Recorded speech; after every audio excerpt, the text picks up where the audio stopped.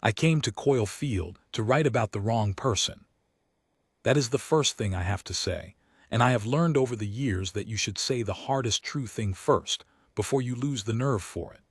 I was a correspondent then, 44 years old, with a press badge laminated so often it had gone soft at the corners, and I had been sent up into that gray country to write a flattering profile of a wing commander a magazine back home had decided was the face of the air war. He had a good jaw for it. He spoke in clean paragraphs.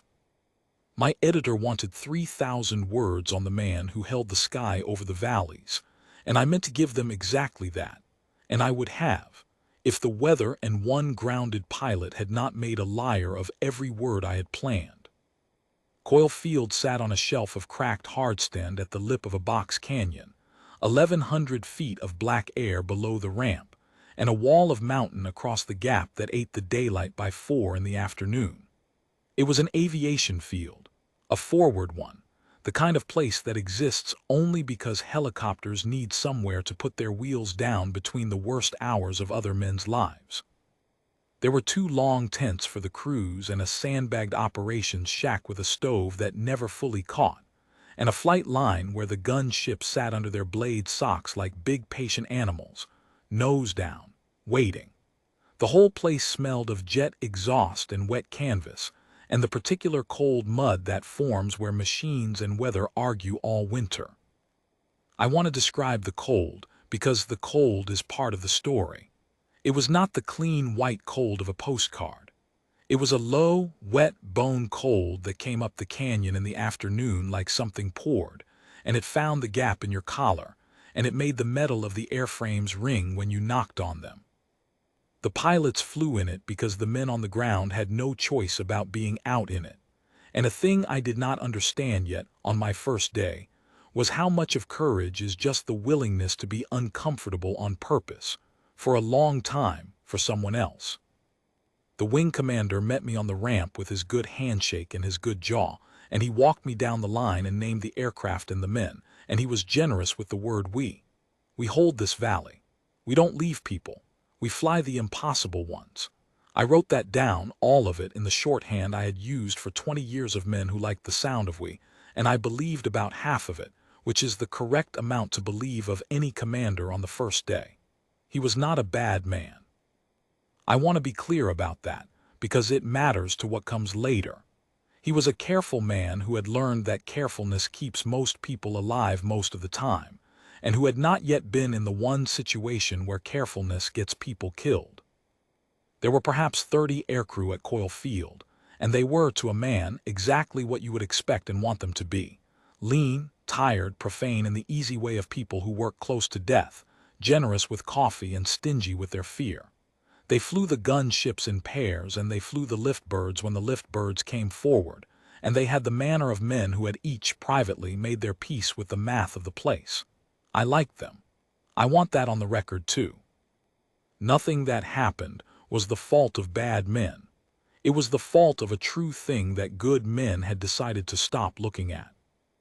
I noticed her on the first afternoon, though I did not know yet that I had noticed her.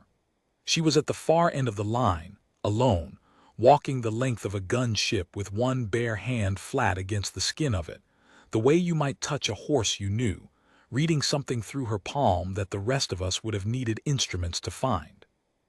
She wore the same flight suit as the others, saul-trimmed at the cuffs, and her hair was going gray at the temples in the way that reads, on a woman, as either a warning or a credential depending on who is looking. The commander did not name her when we passed. He named the aircraft and moved me along, and I, being who I was then, let him, and I did not write her down. You should understand how completely a person can be erased simply by the people around her agreeing, without a word, not to mention her. I would learn that the formal erasure, the one that came later with a marker and a board, was only the loud version of a quiet thing they had been doing for weeks. Her name, the one on her flight suit, I will not give you, because by the end she had earned the right to be only the other thing they called her, and I will keep that for when it matters. They called her, the few who called her anything, by a sign she had carried up from some sealed and southern part of her career, A sign the senior men used carefully when they used it at all, the way you handle a tool that has cut someone. Dry lightning. I heard it the first time as a joke at the edge of the coffee line, and did not understand, until much later, that it was not a joke, and that the men who said it lightly were the ones who had never seen the weather it was named for. So that was the wing I came to flatter. The careful commander, the good crews, the field on the lip of the Black Canyon, the cold coming up like poured water in the afternoons, and the gray-templed woman at the end of the line with her hand flat on the skin of a machine, reading it, while everyone agreed not to see her. I had my story. I had 3,000 words half-written in my head before I ever unrolled my sleeping bag. I have thought a great deal in the years since about how confidently a man can be wrong, and how the world usually has to break something to correct him. It broke mine on the fourth morning at the board. The board was a sheet of scratched plexiglass in the operations shack, and on it, in grease pencil, lived the day, the sorties, the crews, the bird numbers, the windows. It was the most honest object in the place, because it could not flatter anyone. A name went up when a man was needed and came down when the need was met or the man was not, and the whole social order of the field could be read off it the way you read weather off a barometer. I had been hovering near it with my notebook for 3 days, learning the language of it, and I had begun to feel that I understood the field. I understood nothing. On the fourth morning there was a planning huddle for a routine resupply run up the valley, nothing hard, a milk run by their standards, and the operations officer was chalking crews against bird numbers, and he wrote her name. He wrote it plainly, the way you write a name you have written many times in the slot for the lead gun ship, and for a moment the board said the simple true thing, that she was the pilot for the hard left seat. And then a senior officer, not the commander, a major who ran the standards and evaluations for the wing, a thin, precise man named Hollies whom I had marked down as a stickler and a competent one. Major Hollies came in from the cold with his clipboard and looked at the board the way an auditor looks at a number he means to change. "Take her off the lead," he said. The operations officer, a younger captain, did not turn around. "She's current. She's the most current pilot we've got for that line, sir." "Take her off the lead," Hollies said again, and now he set his clipboard down on the planning table with a small exact click, the sound of a man producing his authority. "She's not rated for the hard ride. Not in this weather, not in that valley, not in that airframe. I'm not signing for it." I was standing close enough to see the captain's jaw work. "It's a resupply, sir. There is no hard ride today." "There's always a hard ride coming," Holly said. "And when it comes I am not putting her in the seat and explaining to a board of inquiry why I let a liability fly the worst sortie of the deployment. You take her off the lead, you put her on the ground, and you keep her there until I can get her record properly reviewed. That's not a discussion." He did not raise his voice. That was the thing I could not get over, writing it down, that none of it was loud.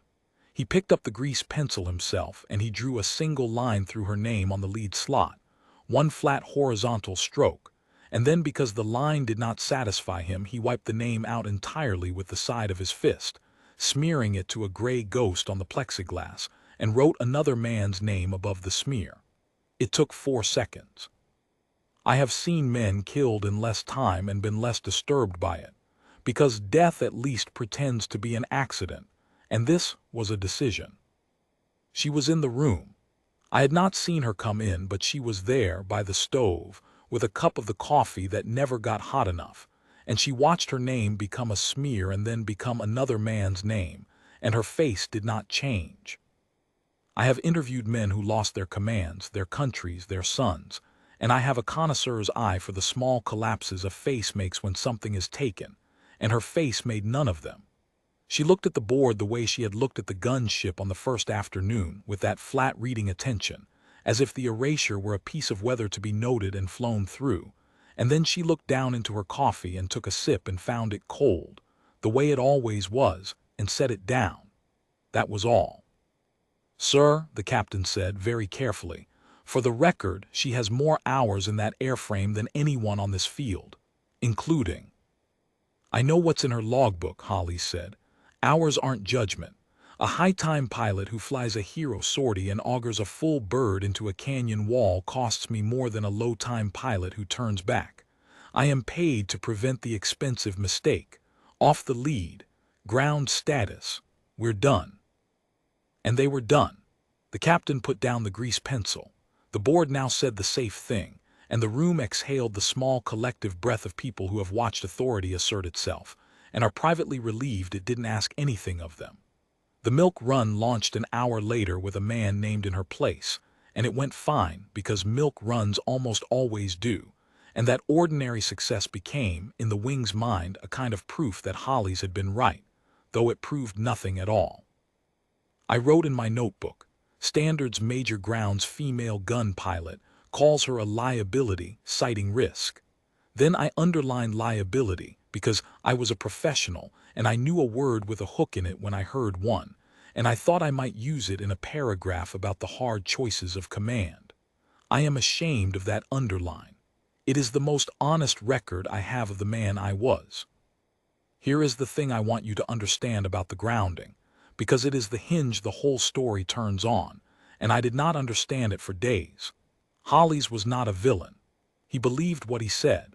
He had a clipboard full of reasons and a board of inquiry living in his imagination, and he was protecting himself and the wing from a disaster he could picture very clearly: the smoking wreck on the canyon wall, the letter to a family, the inquiry that would ask why he had let her fly. He could picture all of that. What he could not picture, because he had never let himself look at her long enough to picture it, was the other disaster, the one that does not leave a wreck on a wall, the one where the hard ride comes and the only pilot who could have flown it is standing on the ground with a cup of cold coffee because a careful man drew a line through her name. There are two kinds of catastrophe in a place like that, the loud kind and the quiet kind, and the whole institution was built to fear only the loud one. I would watch the quiet one nearly happen. I would watch it be prevented by the very person they had thrown away to prevent the loud one. And I would spend years afterward trying to write the sentence that holds both fears at once, and failing, the way I am failing now. So she went a ground status. In a fighting wing, ground status for a pilot is a particular kind of erasure, more complete than a smeared name. You are still there. You still wear the suit. You eat in the same tent and drink the same cold coffee and you walk the flight line in the cold, but you are furniture now, a thing the active men walk around, and the cruelty of it is that there is nothing to do with the long hours but watch other people fly the machine you understand better than they do. I expected her to be bitter. I am a student of bitterness. It is most of what men give a reporter. I watched her for it. She was not bitter, she was busy. That was the second thing I noticed and the first thing I misread. A grounded pilot has nothing official to do, and most of them, in my experience, do nothing official very loudly, sulking in a way designed to be seen. She did the opposite. In the long, empty days after the board, she made herself small and useful and constant in a way I took, at the time, for the meek acceptance of a beaten person. I see now it was nothing of the kind. She walked the flight line every morning before light with a hand torch, and I assumed she was haunting the machines she could no longer fly. And what she was actually doing, I would learn, was studying the weather where it lived, in the canyon mouth, at the hour the ceiling was lowest, building in her head a map of the air that no instrument on the field could draw. I saw her more than once sitting on the lip of the ramp at last light with a small notebook of her own, smaller than mine, writing. I thought she was keeping a diary the way the lonely do. I asked her once idly, reporter idle, what she was writing, and she looked up at me with eyes that were the pale brown of weak tea, eyes that gave away nothing and judged nothing, and she said, "The valley." Just that. The valley.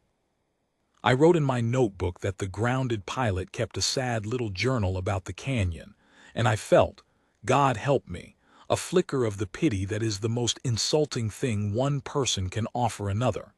She was not keeping a journal. She was ranging the box canyon by eye, fixing in memory the throat of it and the false floor of fog that formed at the bend, and the one notch in the western wall where the wind reversed at dusk, building the thing she would need on the night when there were no instruments, no daylight, and no one else. And she did it patiently in the open, while a reporter pitied her and a wing walked around her, and not one of us understood that we were watching a pilot prepare for a flight none of us could yet imagine. She did one more thing in those grounded days, and I only learned of it later from the operations captain. In the quiet way men tell you the truth after the loud version is over. The lift birds and the gunships ran off a fuel and ammunition state that the line crews tracked on a clipboard, and somewhere in her erasure she had started, without being asked and without being thanked, to check that clipboard against the actual birds every evening, walking the line and reading the gauges and the racks with her hand torch, correcting the numbers where they had drifted, so that the morning crews flew with a true fuel state instead of an optimistic one. It is a small thing. It is the kind of small thing that saves a man's life on the one night. The difference between the optimistic number and the true number is the difference between reaching the ramp and falling short of it in the dark. She did it for weeks, for men who did not know she did it, who would have flown her milk runs and her hard rides without ever knowing, whose grease-pencil arithmetic had kept their margins honest.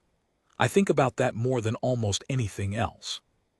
The grounded pilot, erased from the board, walking the cold line at night to keep the fuel numbers true for the men who had let her be erased. I did not write any of it down because I did not see any of it for what it was. I had my story. The careful commander, the hard choices, the word liability underlined in my notebook. I spent those days interviewing the good-jawed colonel about leadership and the standards major about risk, and they gave me clean paragraphs, and I had perhaps 2,000 words drafted of a piece that would have run under a photograph of the commander's profile against the gray mountains, and would have been, every word of it, a lie of omission so complete that I get cold thinking about it, colder than the canyon ever made me. I was 4 days from filing it. Then the weather closed, and an element went down in the box canyon, and the field ran out of every pilot but the one it had thrown away. The weather closed first. I want to give the weather its due, because the weather is the antagonist of this story as much as any man, and it did not announce itself. It came in the way real weather comes, not as a storm but as a slow lowering, a ceiling that had been 4,000 feet in the morning and was 2,000 by noon and 1,000 by the time the light started to go. The cloud bellying down into the canyon and filling it from the bottom up with a fog that the pilots called, with the grim affection men have for the thing that wants to kill them, the milk. The milk came up the canyon and filled it like something poured into a cup, and by full dark the box canyon was a bowl of cloud 1,100 feet deep with a hard floor of fog at the bottom and a hard lid of cloud at the top, and in between, a layer of clear black air perhaps 300 feet thick that wandered and pinched and sometimes closed entirely. To fly into that you would have to descend through the lid on instruments, find the wandering clear layer in the dark, fly the canyon by its walls without seeing them, and pull off the bottom before the floor of fog took you. Every crew on that field could recite why it could not be done. They were not wrong. It was very nearly true. The call came at 20 minutes past 9. I was in the operations shack with my notebook, drinking the cold coffee that I had come to drink the way the others did, out of solidarity with a misery I was only visiting, and the radio in the corner, which had been muttering routine traffic all evening, changed its tone the way a room changes when someone collapses in it. A ground element, a patrol of 2 squads and their attachments, 40-some men working a ridge line above the canyon's far end, had been caught in the open by the closing weather and then caught worse by people who used the weather, and had been driven down off the ridge into the only cover available, which was the canyon itself, down onto a shelf above the fog floor, where they were now pinned with wounded, low on the things you run low on, and unreachable by ground because the only road in had been cut behind them. The radio said the numbers in the flat voice men use when they are managing fear.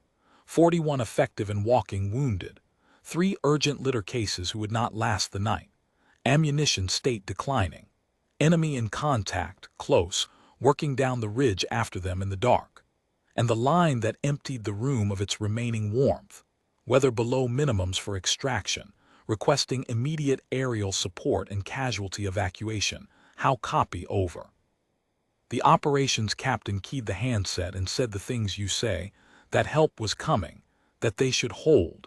And then he set the handset down and looked at the weather board, where someone had chalked the ceiling and the visibility in numbers that were, by every rule the wing flew under, a closed door. The commander came in from his tent pulling his flight suit straight, good jaw set, and looked at the same numbers, and I watched a careful man do the arithmetic of his carefulness in real time, and I saw the exact moment he understood that his carefulness had no good answer, only 2 bad ones. "Get me crews," he said. "Volunteers, gun ship and a lift bird will go look at it."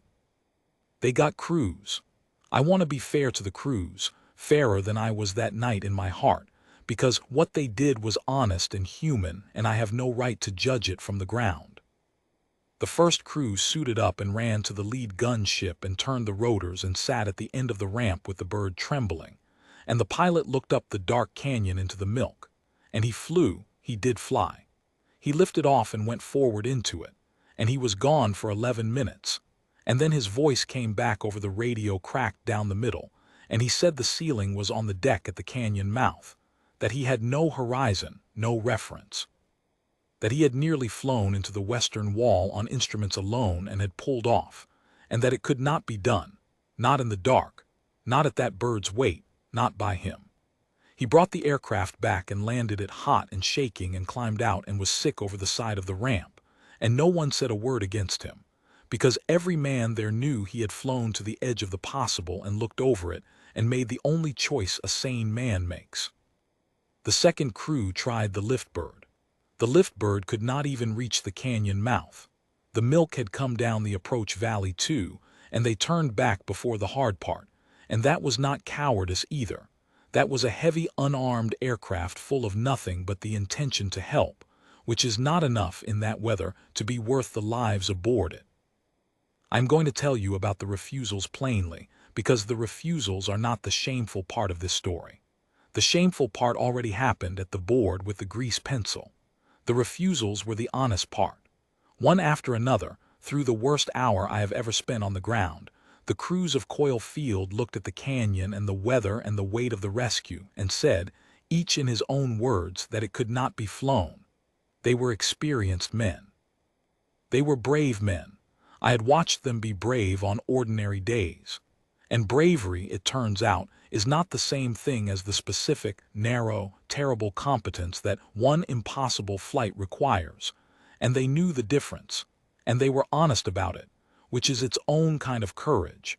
The courage to say in front of your commander that the thing he needs cannot be done by you. The third crew flew and came back.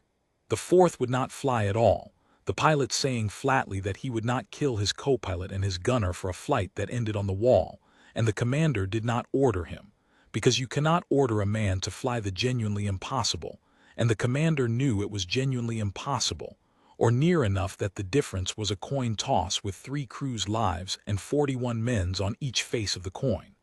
The fifth tried and turned back at the mouth. The sixth. I lost the exact count for a while because the radio from the canyon shelf had begun to carry, under the disciplined, flat voice of the patrol leader, the sounds behind him, and those sounds did to the operations shack what no argument could have done.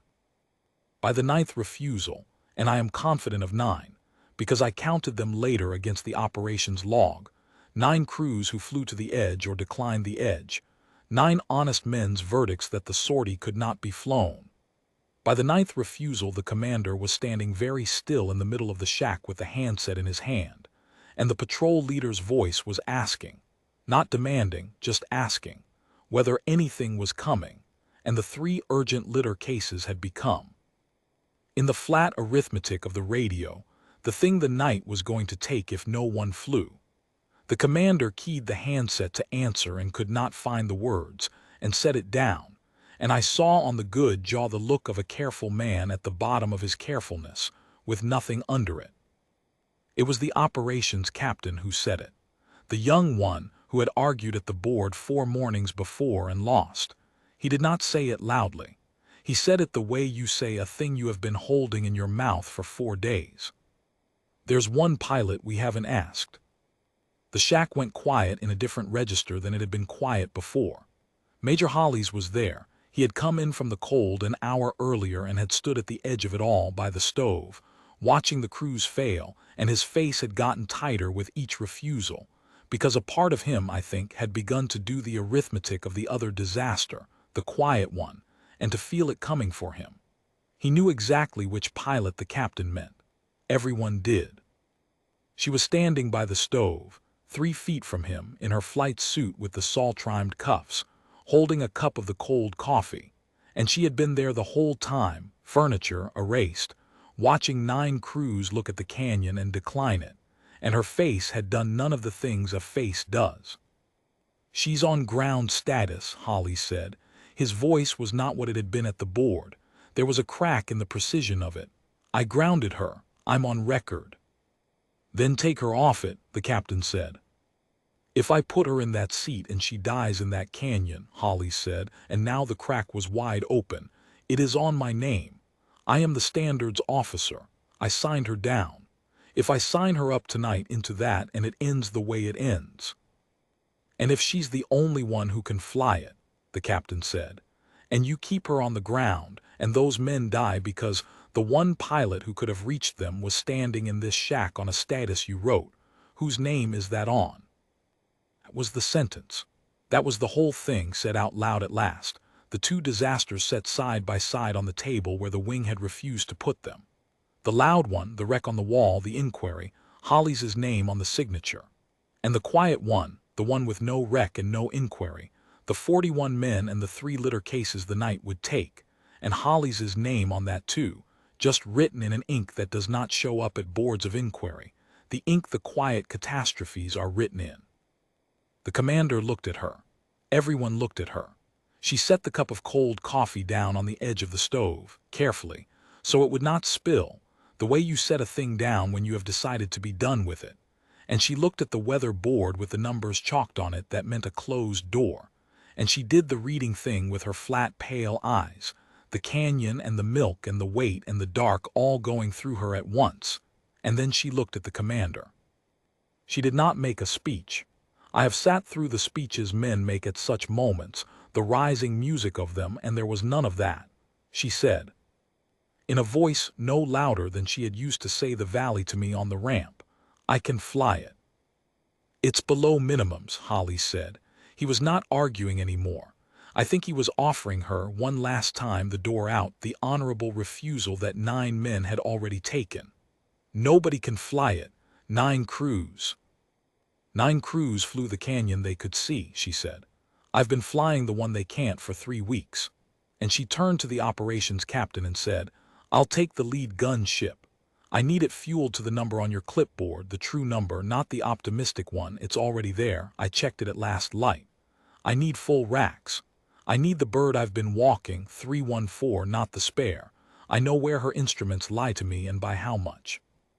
And I need the patrol to do one thing, exactly on my timing, and I'll give them the timing on the way in." She looked at the commander. "May I have the aircraft, sir?"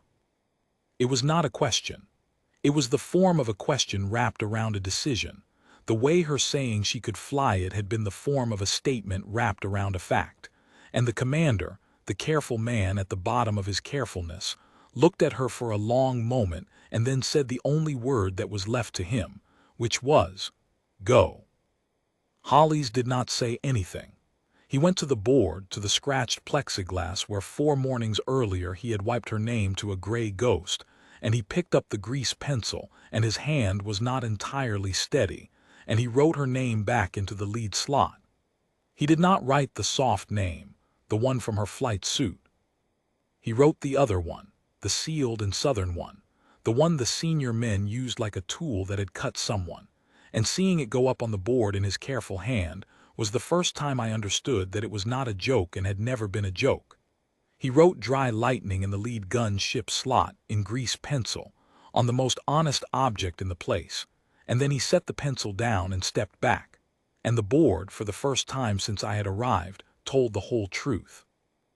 I followed her out onto the ramp because that is what I was there to do, follow, and because a part of me that I am not proud of wanted to be near the wreck if there was going to be one, the reporter's animal that runs toward the thing other people run from. The cold hit like a wall. The milk had come up out of the canyon and was lying along the lip of the ramp now in long, low fingers, and the lead gunship, 314, sat at the head of the line with the line crew already swarming it under the work lights. And she walked to it the way she had walked to it on the first afternoon, with one hand out, and she put her palm flat on the cold skin of the nose. And I swear to you she stood there for a full breath with her eyes closed, not praying, reading.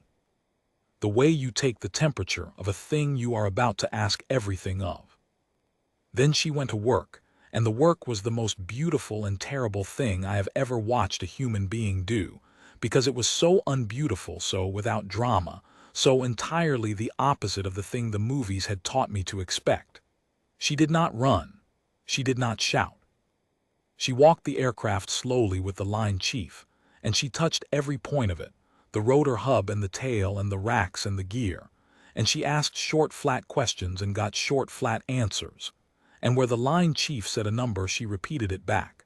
And twice she corrected him, gently, from her own grease pencil arithmetic of the weeks before. And he did not argue, because the numbers she gave him were the true ones and he knew it. She checked the fuel herself, climbing up to read the gauge with her own eyes and not trusting the clipboard even though she had written the clipboard, because the clipboard could be wrong and the gauge in front of her eyes was less likely to be. And this, the refusal to trust even her own prior work without checking it against the present fact, was the first time I understood that her competence was not a gift she had been born with but a discipline she put on every single time, like the flight suit. She briefed her crew on the ramp in 90 seconds, the co-pilot and the gunner, two young men who had not flown with her before, and whose faces, under the work lights, held the particular fear of people who have just learned they are betting their lives on a person the whole field has spent a week calling a liability. She did not reassure them. Reassurance is what you give people when you have nothing better to offer, and she had something better. She gave them the plan. She told them exactly what the canyon would do, the lid and the floor and the wandering clear layer in between, and exactly where the clear layer pinched and where it held, and exactly which wall they would fly along and how far off it she would hold, and how she would know the distance in the dark without seeing it, by the sound of the rotor changing as it loaded against the rock. A thing she had learned, she said, the way you learn anything, by doing it badly until you could do it well, somewhere else, a long time ago. She told the gunner what she would need from him and when, and told the co-pilot what instruments to watch and which ones to ignore because 314 lied about them and by how much.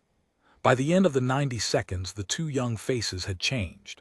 They were still afraid. But they were afraid the way a man is afraid behind a wall that he has just been shown is, in fact, a wall, and not afraid the way a man is afraid in the open with nothing between him and the thing.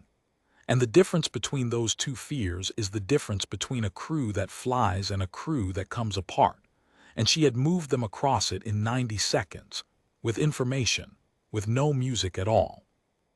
I want to stop here and tell you what I learned later, after it was all over, about where her competence came from. Because the niche of the human heart that wants a hero to be born great is a lie, and the truth is better. Her sealed record, the southern one, the one that lived under the call sign, I never saw it whole. No one at Coyle Field did until the part of it that mattered surfaced. But I learned enough, from the operations captain, and from one old chief warrant officer who had flown with her in the place the record came from, to know that she had not arrived at Coyle Field a legend.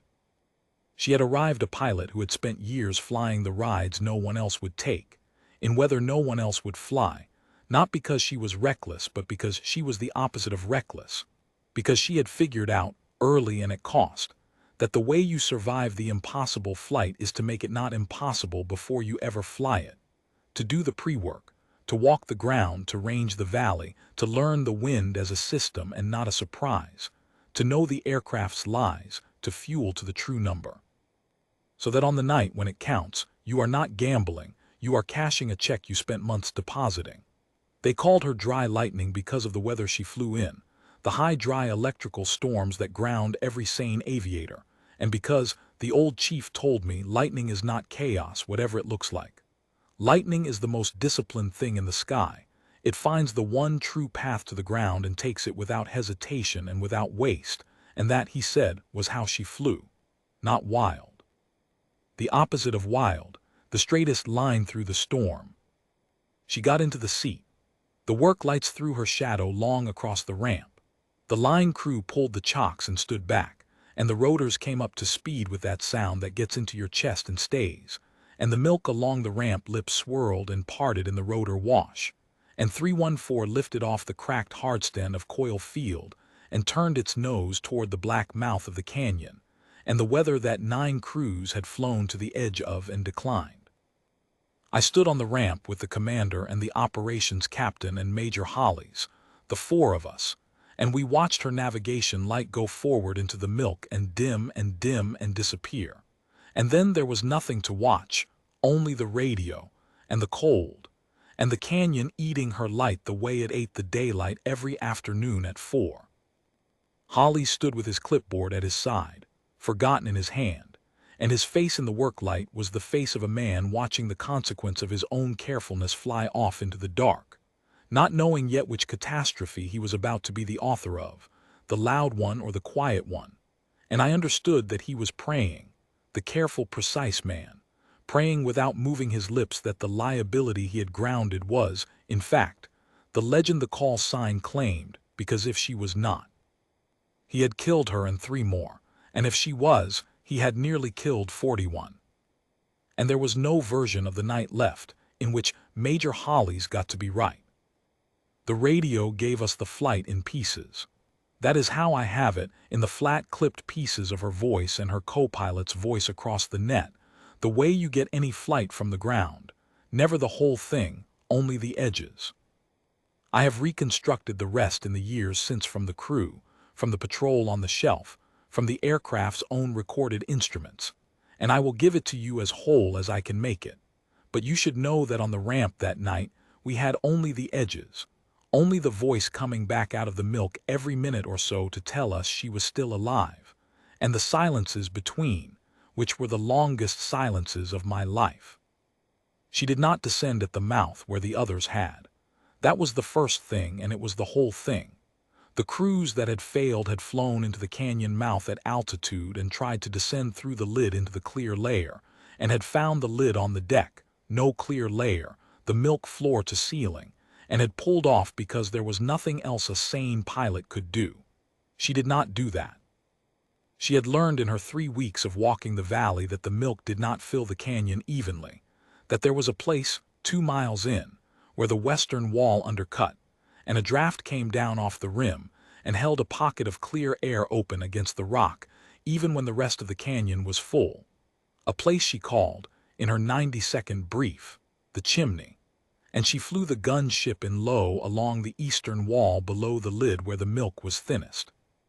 On instruments and on the sound of the rotor loading against the rock, holding a distance off the wall that she could not see and could only hear, and she felt her way 2 miles up the canyon to the chimney, and dropped through the pocket of clear air there into the clear layer below the milk floor, and came out into the 1,100-foot black bowl underneath the weather, under the lid, above the fog, in the 300 feet of wandering clear air where the pinned men were, where no instrument could have put her, and only the memory of 3 weeks of walking could.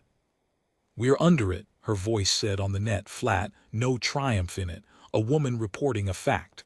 "Tell the element I'm coming up the floor. I need their mark."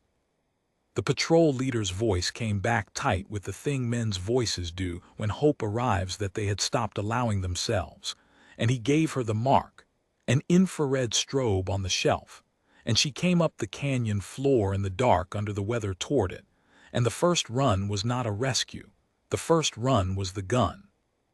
Because the thing on the ridge above the shelf, The thing that had driven the patrol down into the canyon and was still working down after them in the dark, had to be dealt with before any aircraft could sit on that shelf long enough to load wounded, and she dealt with it. I will not dwell on the gun, because this is not a story about killing and she would not want it to be, but I will tell you that it was the most disciplined application of force I ever heard described, and I heard it described by men who had spent their lives applying force. She did not hose the ridge. She made the gunner identify, and she put the rounds exactly where the patrol leader marked and nowhere else, threading fire along a ridge line 200 feet above 41 friendly men in the dark, in a canyon, under a 1,000-foot ceiling, with a fog floor below her rotors that would have killed her if she sank 10 feet too far, and she held the bird in that envelope, the killing envelope she had no margin in on any side. The wall on one side and the fog below and the friendlies just under her fire, and she suppressed the ridge in 3 passes and bought the shelf its silence. The patrol leader's voice, when it came back, had something in it I had not heard on the net all night. It had been saved, and it knew it, and it could not quite say so. Then the lift.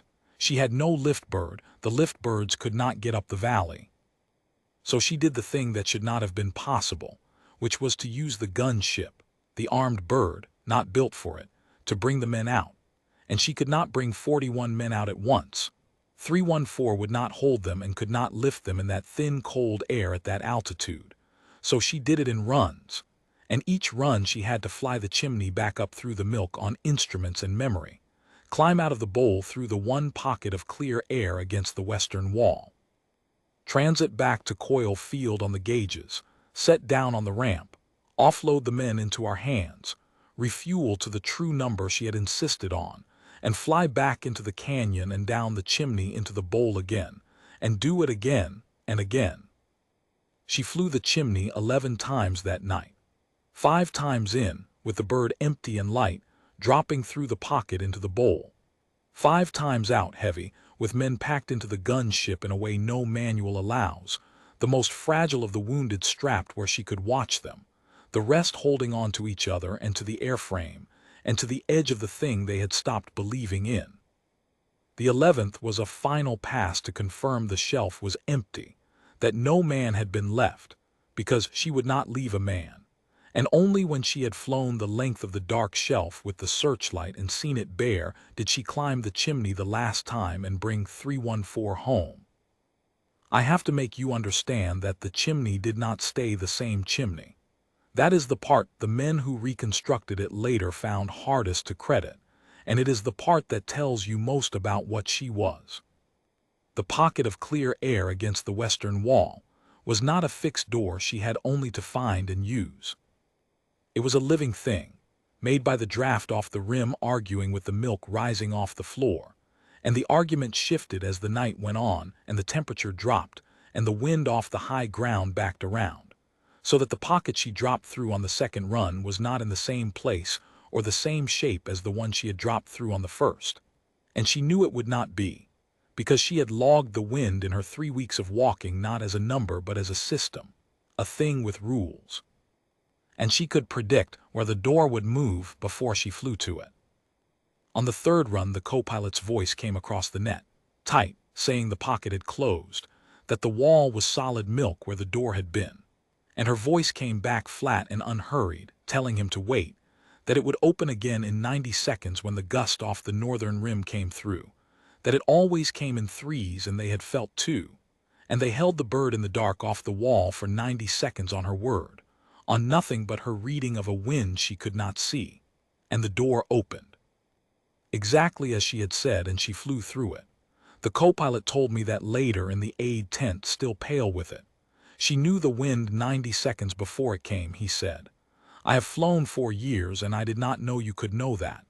You cannot, I wanted to tell him, unless you have walked the valley first, for weeks, grounded, while a reporter pitied you. Each run took something different out of the night. The first was the gun, the ridge, the suppression that bought the shelf its silence. The second run she brought out the 3 urgent litter cases and 4 of the worst of the walking wounded, and she flew that one slowest of all, because the litter cases could not take the hard maneuvering, and slow in that canyon meant more time in the killing envelope, more time with the wall on one side and the fog below and no margin. And she chose it anyway, chose the danger to herself over the jostling of three men who were already close to gone, and all three lived. The third run was the one where the door closed, and she held the bird 90 seconds on her reading of the wind. The fourth she flew with the searchlight out, because the light had begun to draw fire from somewhere on the eastern rim that the first run's suppression had not reached, and she flew the fourth run black, no light at all, down the chimney and up the canyon floor and onto the shelf in pure dark on instruments and memory, loaded 8 men by feel and the patrol leader's strobe, and flew them out black. And the gunner told me that on the fourth run he closed his eyes because there was nothing to see, and it was easier to trust her hands if he was not looking at the dark, and she flew it as if the dark were a thing she had ordered, as if she preferred it. The fifth run was the last of the heavy ones and the most crowded, the remaining whole men packed in past any number a manual allows, and she lifted them off the shelf in air so thin and cold that 314 clawed for the altitude, and she nursed it up the bowl wall by feet, reading the engine the way she read everything, knowing the exact margin and flying to it and not past it, and brought them up through the door and home. Between the runs on the ramp, in the 90 seconds the line crew took to offload the men and refuel her to the true number, she did not get out of the seat. She did not speak to us. She sat with her hands on the controls and her eyes half closed, and she rested, the specific total rest of a person who has learned to take rest in pieces of 90 seconds, because that is the size of the piece she is given. And the line chief said her breathing in those 90 seconds was as slow and even as a sleeping woman's. And then the fuel was on, and the men were off, and her eyes opened, and she flew back into the canyon, and did it again. I stood 10 feet from the aircraft on one of those turnarounds, close enough to see her face in the instrument glow through the windscreen, and it was not the face of someone enduring something. It was the face of someone doing the work she had been made for completely, without waste, and I understood, standing there in the cold with the rotor wash tearing at me, that I was looking at the thing itself, the real thing, the competence the whole field had agreed not to see, and that I had been in its presence for a week and had written the word liability in my notebook and underlined it. The patrol leader, a hard, quiet sergeant first class named Doyle, found me weeks afterward, when the wing had rotated back and the story I was failing to write was still only a knot in my chest, and he told me the night from the shelf, which is the only angle on it I did not have, and which I will give you because it is the corroboration that makes the rest impossible to wave off. From the shelf, he said, they had heard the 9 aircraft come and fail. They had heard the rotors approach up the canyon and falter and turn back 9 times, and each time the sound came and died was a small death on that shelf, the cavalry arriving and declining, and by the 9th they had stopped looking up, had begun the private arithmetic men do when they have understood that no one is coming, and the 3 litter cases had gone quiet in the way that is worse than crying out. And then, Doyle said, they heard a 10th aircraft, and it did not come the way the others had come, high and tentative at the mouth and then gone.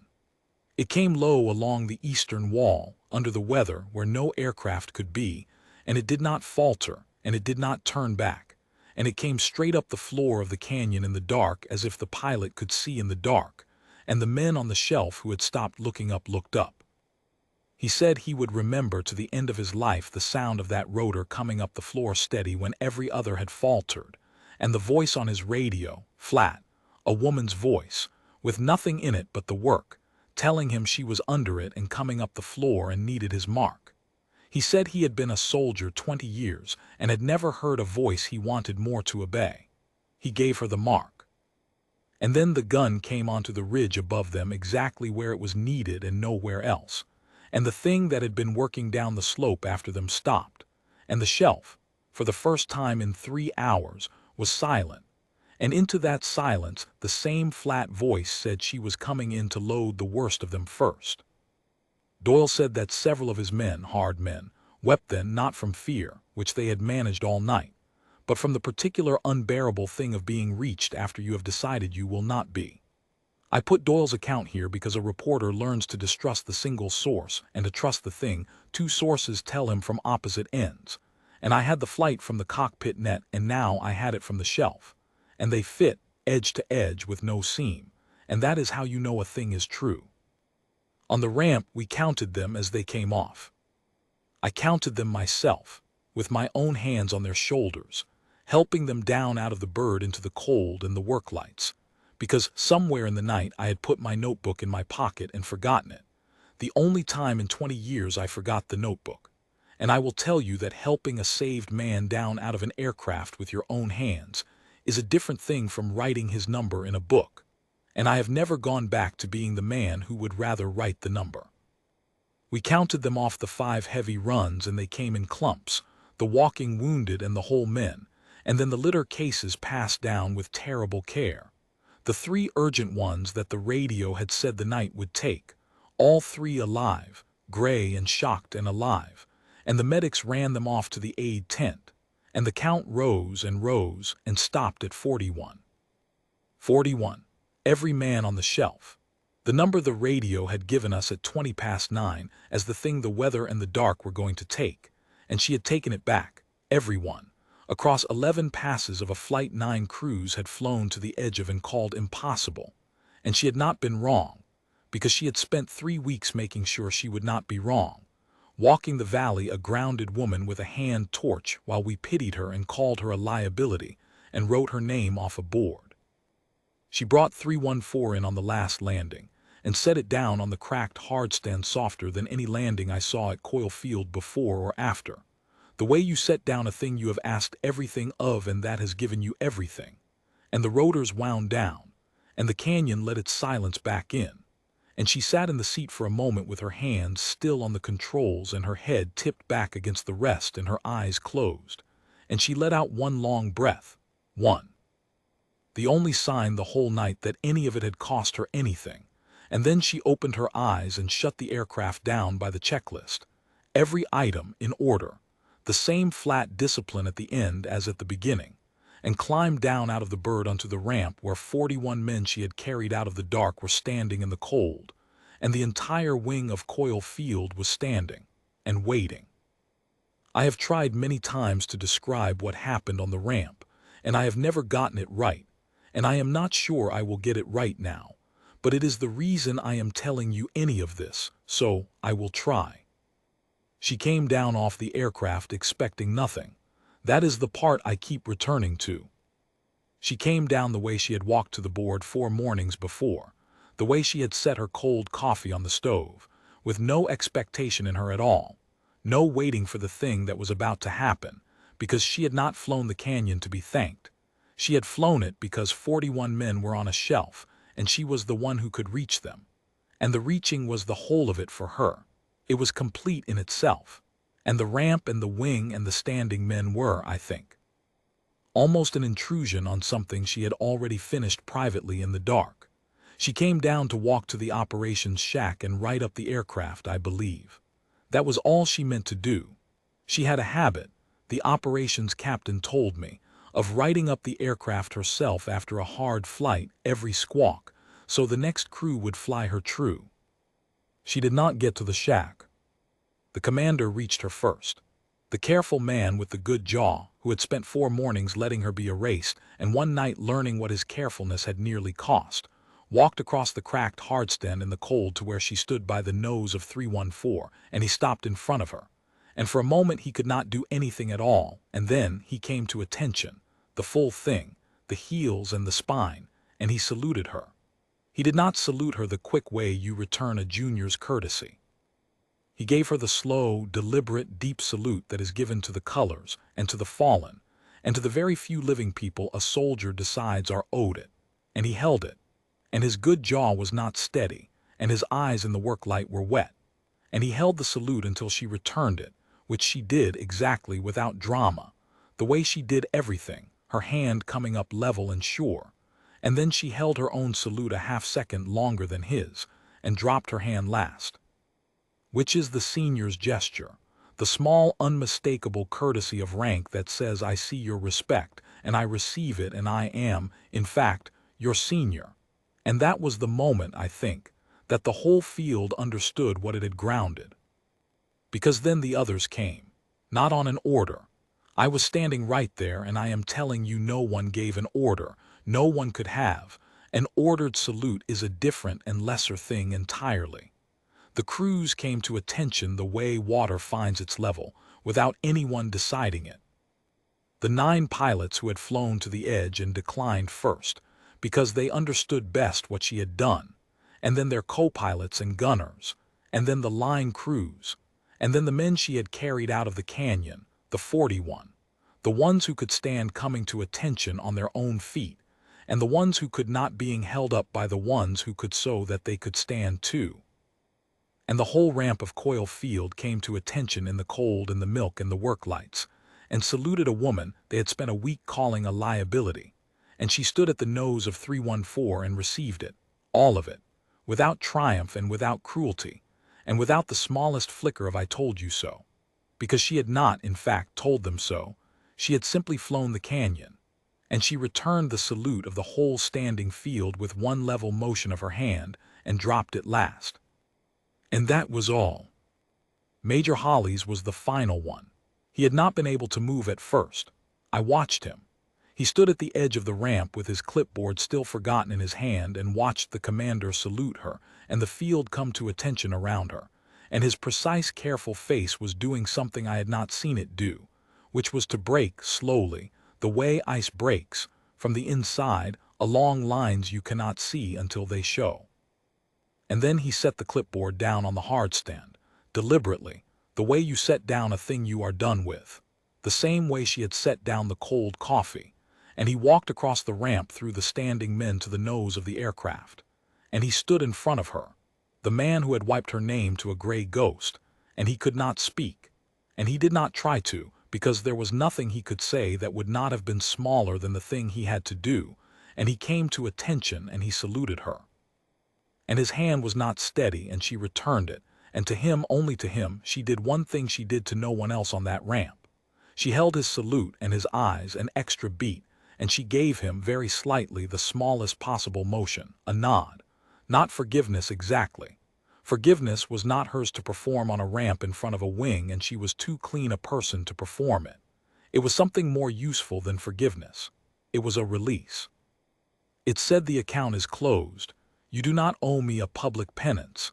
Take your dignity back and go be a better standards officer tomorrow. And Holly's took it. I watched him take it, the way a drowning man takes a hand, and something in his face that had been clenched since the board 4 mornings before let go. 2 days later the file surfaced. The real one, the sealed Southern record under the call sign, the part of it that mattered, came up through channels because the night could not be written up without it, and the operations captain carried it into the shack where the commander and Hollies and a handful of the senior men were, and I was allowed to be there, at the edge, with my notebook, which I had started carrying again because I had a different story to write now, and I was afraid of getting a word of it wrong. The captain laid the file on the planning table, and it was thin on the outside the way the most serious ones are, and inside it was mostly black bars, redaction over redaction, because the rides she had flown to earn the name were the kind the institution does not put in the open, and the black bars themselves were the tell, the way the black bars are always the tell, and between them, in the few lines they had left unredacted, was enough. The record of extractions flown in weather and country that should have killed the pilot and did not. The decorations attached to flights described only as classified. The call sign, official, in the header, where a call sign goes when it has stopped being a nickname and become a fact of record. Dry lightning.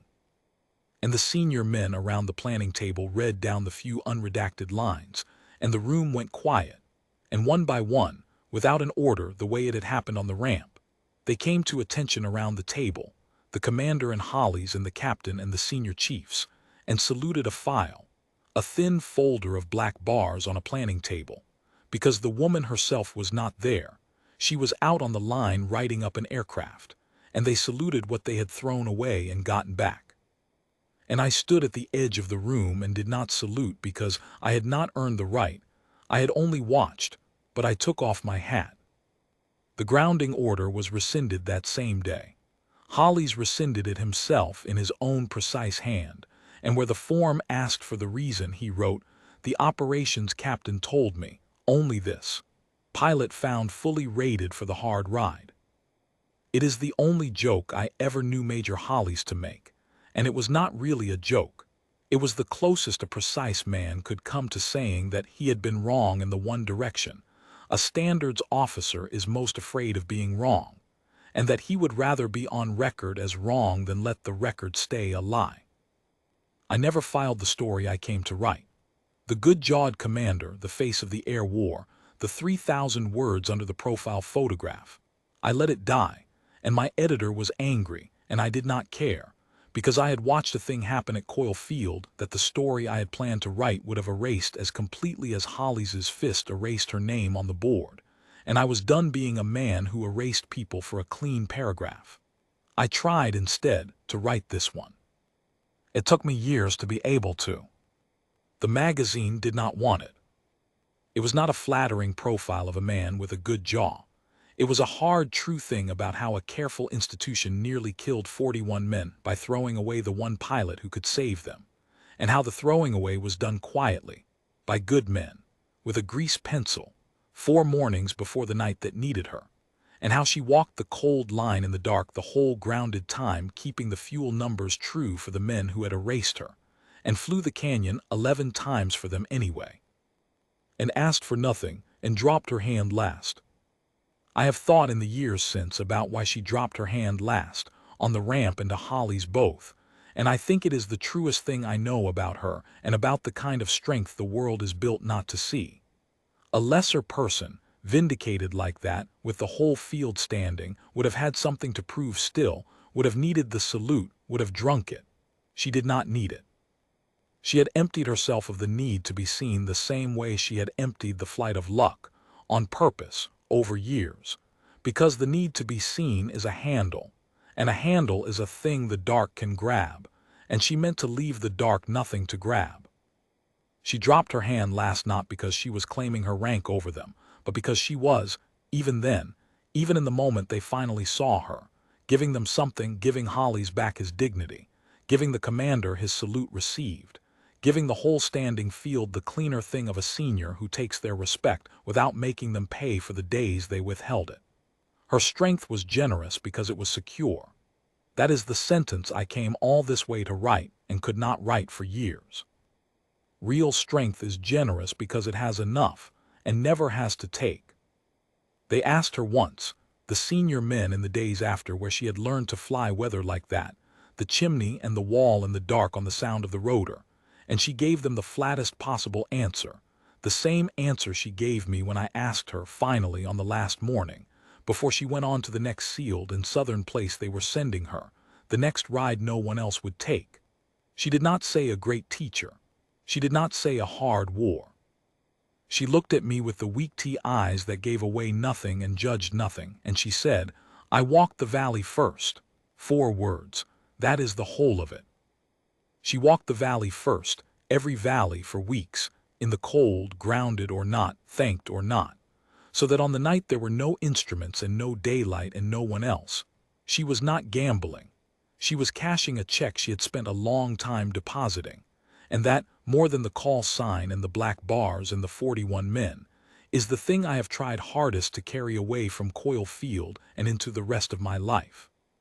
She is gone now, to wherever the sealed record sends people like her, and the chances are good that somewhere tonight there is a valley she is walking in the cold, alone with a hand torch, a grounded woman that some careful man has called a liability, fixing in her memory the throat of it and the false floor of fog and the one notch where the wind reverses, so that when the night comes that needs her, and it always comes, she will be ready, and they will not deserve it.